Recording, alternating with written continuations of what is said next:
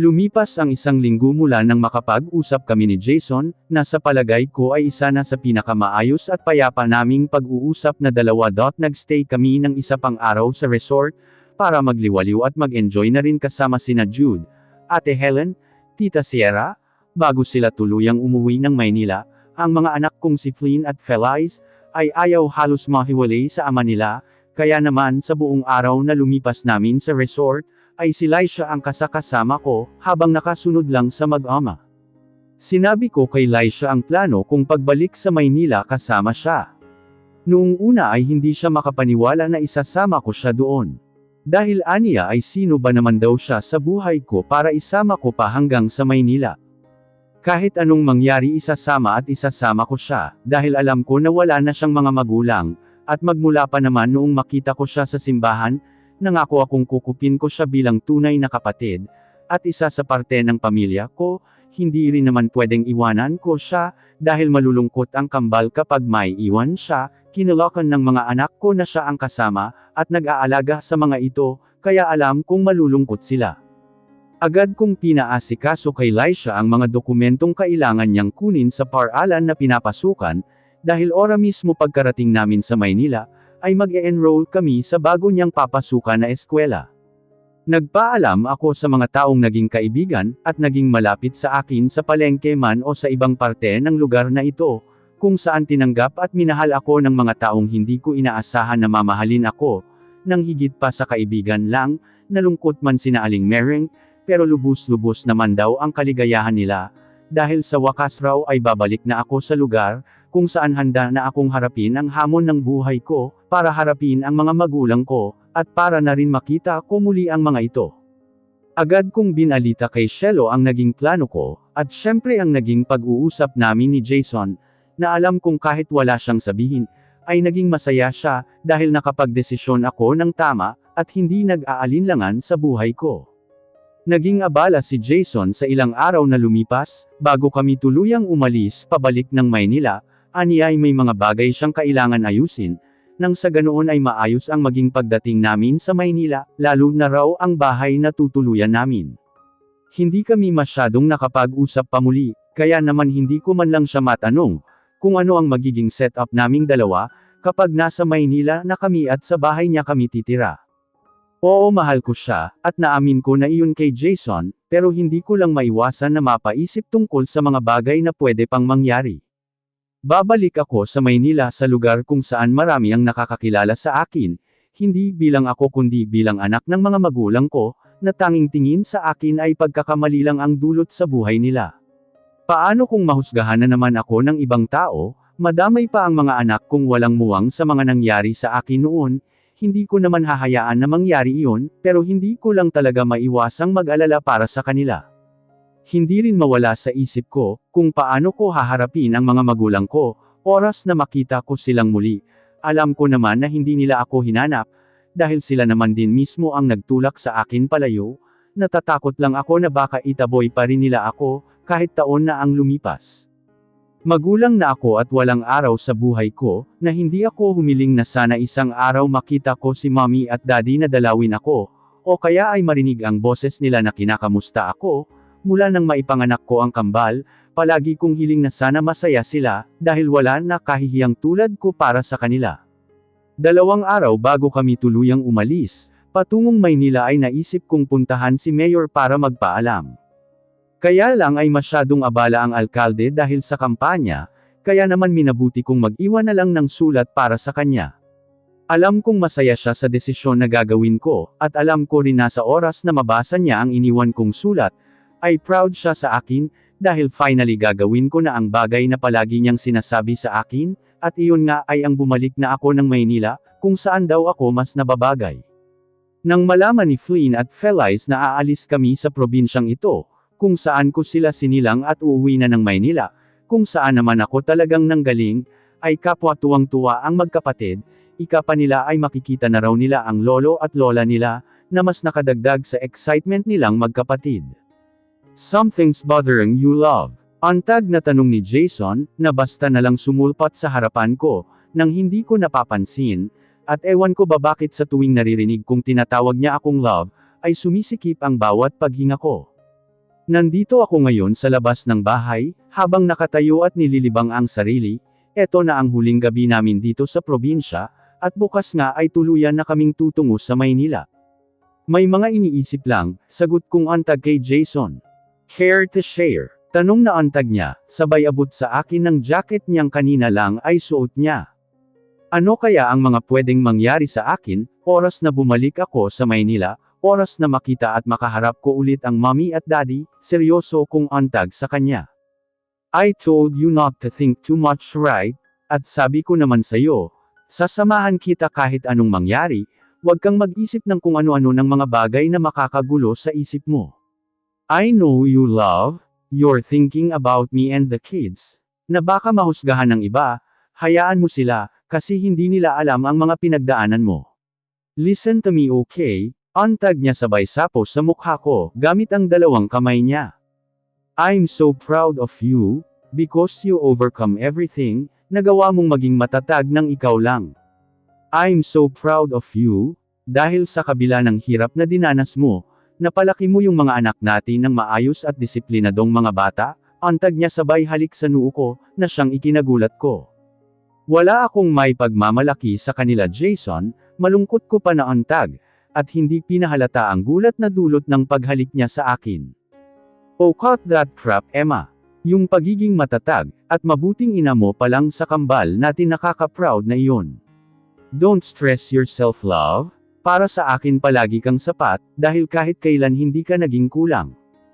Huli ko manuari sa sarili kong mahal kita, at least pinanindigan kong ikaw ang gusto kong makasama, and remember what I told you, ako ang magiging sandalan mo, sakaling maging malungkot ka, tanggapin ka man nila o hindi, be happy kasi bilang anak hindi ka nagkulang na mahalin sila. You're enough, okay? You're going to do this for yourself, not for them, so stop thinking, love. Nakangiti niyang antag, nang tuloy-tuloy sa akin sabay sandal ng ulo ko sa dibdib niya, bago ako yakapin ng tuluyan. Hindi ko alam na ganyan ka pala mag-isip, yung tipong positibo lang, bakit hindi ko alam na may ganyan kang ugali natatawa kong antag pabalik sa kanya nang yakapin niya ako. Naging ganito lang naman ako, mula nang hindi ka na nagpakita sa akin, inaalala ko yung mga panahon na ang positibo mo lang lagi sa lahat ng bagay. I always remember you being a strong woman, kaya sa tuwing may problema ako, ikaw ang iniisip ko kasi alam kong matapang kang babae, antag niya pabalik. Hindi ko alam kung anong meron si Jason, para mapaganya ang loob ko, at mawala ang kung anumang bumabagabag sa dibdib ko, hindi ko rin alam kung bakit hinahayaan ko siyang makalapit ay yakapin na lang ako ng basta. Komportable na nga talaga ulit ako sa kanya, dahil hindi na ilang ang nararamdaman ko sa tuwing malapit siya sa akin, kundi saya at tuwa na noon lang ay pinangarap kong maramdaman mula sa kanya. Kinabukasan pasikat pa lang ang araw, ay gumayak na kami patungong airport, na tanging mga personal na gamit lang ang bitbit, at ilang mga importanteng bagay na alam kong kakailanganin. Dahil sariling pag-arko ang bahay, ay minabuti kong ipagkatiwala na lang muna kay Lizel ito, nang sa ganoon din ay hindi na muna siya mangungupahan. Lula ng eroplano na patungong Maynila, ay mas lalo kong ramdam ang kaba na hindi ko alam kung saan nanggagaling, tuwang-tuwa ang dalawa kong anak, dahil ito ang unang beses nila na nakasakay sila ng eroplano. Ramdam ko ang mayat-mayang pagsulyap sa akin ni Jason, na may pagtatanong sa mga mata, ramdam niya sigurong kinakabahan ako, sino ba naman kasing hindi kakabahan. Matapos ang 5 taon na paglayo babalik na ako, nakasama ang taong mas naging dahilan ng paglayo ko, na siya ang kasama ko. Mabilis ang naging takbo ng oras, at hindi ko na malayang pababa na kami ngayon ng eroplano, huminga muna ako ng malalim, bago tuluyang ihakbang ang mga paa ko, totoong nasa Maynila na ulit ako, sa lugar kung saan pinaramdam sa akin, na kahit kailan ay hindi ako bagay sa lugar kung nasaan ang magulang ko. A part of me is still happy, kahit natatakot ako, dahil sa wakas mabibisita at makikita ko na ulit ang puntod ni Grandma, na hindi ko nadalaw ng ilang taon. Karga ni Jason si Felice, habang akay ko naman si Flynn, at si Laisha naman na tahimik lang, naglalakad sa bandang likuran ko habang palabas na kami ng airport. Love, calm down, no one's gonna hurt you, okay? Nag-aalalang antag ni Jason sa akin, na tanging pagngiti lang ang sinukli ko. Ilang sandali pa ay nakalabas na kami ng airport, at may nakaabang na agad sa aming van, na siyang maghahatid sa amin sa bahay ni Jason. Mama, gutom po ako, antag ni Flynn nang pasakay na kami sa sasakyan. Ako din po gutom, papa, nakangusong antag naman ni Felice, sabay yakap sa leeg ng ama. My babies are hungry, antag ni Jason, sabay gulo sa buhok ng anak. Ako din kuya, nagugutom na, buti nag-aya na ang makukulit, singit na antag naman ni Laisha. Love, sa fast food tayo. Baling na tanong niya naman sa akin, nang makaupo sa tabi ko sa loob ng sasakyan. Kahit saan gutom na ang mga anak mo, nakangiti kong sagot naman sa kanya. I think we should eat first. Sa pinakamalapit na fast food na lang muna tayo, antag ni Jason. Agad namang nagmaneho papuntang pinakamalapit na fast food ang driver ng van, at nang makarating kami sa kainan, ay ako na umorder at pumili ng pagkain para sa aming lahat, at nang makabalik ako sa mesang napili nila, ganoon na lang ang tuwa ko, nang makita si Jason na pinupunasan ng pawis ang dalawang anak. Marunong ka na talagang mag-alaga ng bata, natatawa kong antag, sabay lapag sa ibang pagkain na bitbit ko, madami akong inorder para sa amin, kaya naman tinulungan ako ng isang crew, na ihatid ang mga pagkain sa mesa namin. Oo naman, sayang nga lang at hindi ko sila naalagaan noong mga baby pa lang sila, antag niya sabay lapag ng pagkain sa harapan ng dalawang anak ko. Pasado 12:00 na rin pala ng tanghali, kaya ginutom na ang makukulit kong mga anak. Nakagitna sa amin ni Jason at Flynn at Felice, habang si Laisha naman ay katabi ko na tahimik lang sa pagkain niya. Mama, ang sarap po pala sa feeling, kapag buo yung family natin, antag bigla ng anak kong si Felice. May mama tapos may papa, dagdag naman ni Flynn. Kapwa lang kami nagkatinginan ni Jason, dahil sa sinabi nila. Lagi kayong magiging happy mga anak, dahil lagi na tayong magkakasama simula ngayon, nakangiting antag ni Jason sa dalawang anak. Pumayag po si mama, pinatawad ka na po ba niya? Dagdag na tanong ni Flynn sa ama. Yes anak, pumayag si mama, dahil alam kong mas magiging masaya kayo ng kapatid mo, kapag buo tayong magkakasama, kasi di ba family tayo, kaya payag si mama, nakangiti kong sagot sa anak ko. Mabuti na lang at hindi na nadagdagan pa ang tanong nila, at mabilis na inubos ang pagkain, dahil bigla naman daw inantok din si Felice. Ang anak ko talagang iyon, basta kasama si Jason nagiging masyadong malambing. Naging masaya ang pagkain namin, dahilan para makalimutan ko ang kung ano mang nararamdaman ko kanina. Naunang tumayo si Laisha, at dumiretso palabas ng fast food, na agad ko namang sinundan, pero hindi ko alam kung magaling lang ba talaga si Tadhana, pagdating sa mga bagay na hindi natin inaasahan. Palabas na kami ng fast food, nang may nabangga si Laisha na isang babaeng nasa edad na, pero masasabi kong maganda na talaga namang pamilyar sa akin kung sino siya. Kapwa kami nagulat na dalawa, halata sa mukha niya ang bakas ng pagkagulat, kapwa hindi namin inaasahan na makikita namin ang isa't isa muli, matapos nag-ilang taon at dito pa sa fast food. Ramdam kong natigilan din si Jason, marahil ay nagulat din siya na makita ang babaeng nasa harapan namin ngayon. Emma, Tita Ellis, sabay naming antag. Love, nag-aalalang antag naman ni Jason, dahilan para sulyapan siya ni Tita Ellis, na bakas pa rin ang gulat sa mukha. God Emma, ikaw nga, antag niya pang muli sabay akmang bebeso sa akin, pero hinila ako palapit ni Jason sa kanya. Lumabas na muna kami ng tuluyan, habang nakasunod naman si Tita Ellis sa amin. Ang galing ng Tadhana talaga, napapaisip pa lang ako tungkol sa mga bagay na pwedeng mangyari, tapos ngayon nagkita agad kami ni Tita Ellis nang hindi inaasahan. Where have you been, Hiha? Ang tagal mong nawala. Eto na ba ang mga anak mo? Sunod-sunod niyang tanong. Matutuwa ang daddy mo kapag nalaman niyang bumalik ka na, masayang antag niya pa.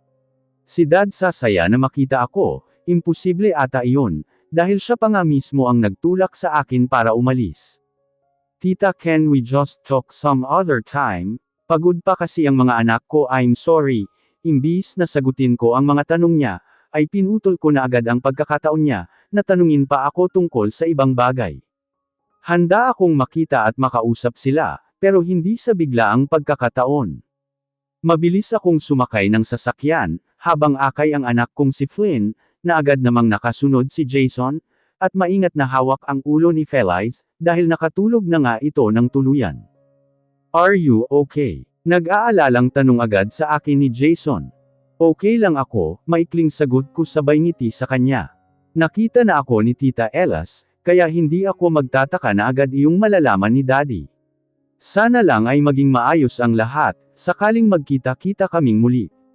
Para sa mga anak ko, sa sarili ko at sa pagpapalaya sa sarili ko, mula sa takot na baka itaboy na naman nila ako, magpapakatatag ako dahil gusto kong maging masaya rin ang buhay ko, at papasukin si Jason sa buhay ko nang walang alinlangang nararamdaman sa puso ko. Bahala na kung hindi ako tanggap ng mga taong inaasahan kong tanggap ako, ang mahalaga, kailanman ay hindi ko sila nakalimutan, at nanatili yung pagmamahal ko para sa kanila na mga magulang ko.